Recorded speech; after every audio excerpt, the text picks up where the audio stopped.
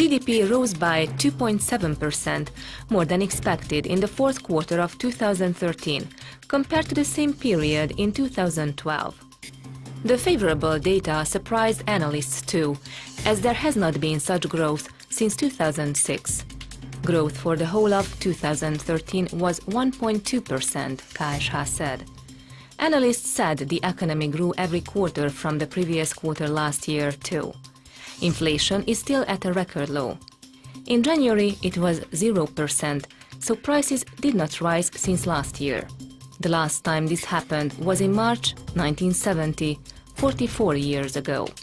Mainly a drop in household energy prices have pulled down inflation, but fuel prices and clothing items also played a part, KSH said. More than 150,000 Hungarians living beyond the borders have so far registered for the April 6 election. The National Election Bureau said Transylvanians have been the most active. More than 65,000 registrations have been received from the area. In Serbia, registrations are now up to over 21,000. The Election Bureau expects to receive the most registrations in the last few weeks. Applications will be received even if data fail to match completely those registered in the database. Brave but responsible is the motto of the Association of Vojvodina Hungarians election program ahead of early parliamentary elections next month.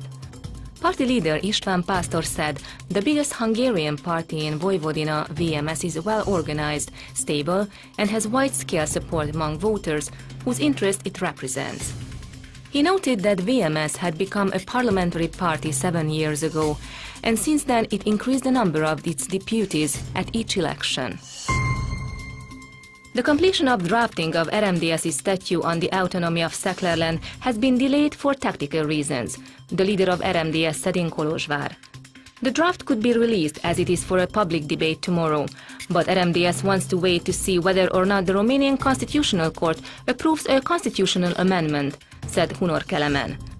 The draft would then be adjusted accordingly to incorporate the Constitution's text before being put to a public debate.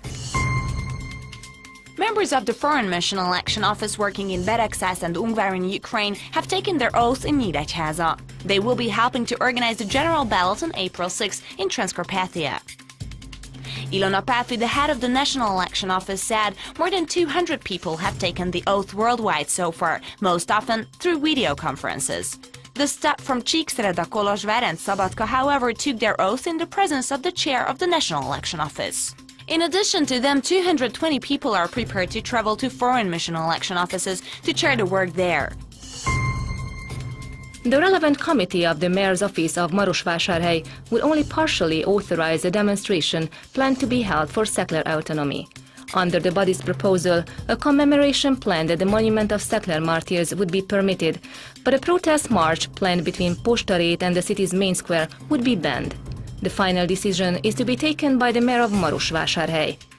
Balázs Izsák, the leader of the autonomy movement, said the right to assemble is guaranteed in the country's constitution, and therefore they will go ahead with organizing their demonstration according to their original plan. Farmers in eastern Slovakia were briefed by an official of the Hungarian Rural Development Ministry on opportunities for cooperation with Hungarians outside of Hungary in the area of agriculture. Márta Torda said in Nagytárkány that the exchange aimed at giving farmers more information on opportunities offered by Hungary and letting them know about institutions in Slovakia which have been established to represent farmer interests. The environmental hazards of the gold mine plant at Rosia Montana, Western Romania, were exposed at a forum in Brussels. At the event, a shortened version of documentarist Tibor Kocsisz's film 300 Tons of Gold was screened in the Balassi Institute, followed by a panel discussion of experts about the environmental impacts of the project. Addressing the event, MEP László Tőkés, the host of the event, said that as a result of a wave of protests, political leaders backed down. The Senate in Bucharest has rejected the project, and a vote scheduled for Wednesday in the House of Representatives has been postponed. Tőkés, however, pressed for the issue to be kept on the agenda, saying that companies have invested far too much time, money and effort on the project for giving it up now for good. The Django Bowl is being organized for the 18th time. The event will take place on Saturday in Budapest, where a presentation of Csángó wedding customs will be presented with the participation of Moldovan and Gyimest guests. The program's chief patron is President János Áder. The Foreign Affairs State Secretary said the most important goal of the event was to make the Csángó more fashionable. Zsolt Németh emphasized that the people is unique on map of both of the world and the Hungarian nation.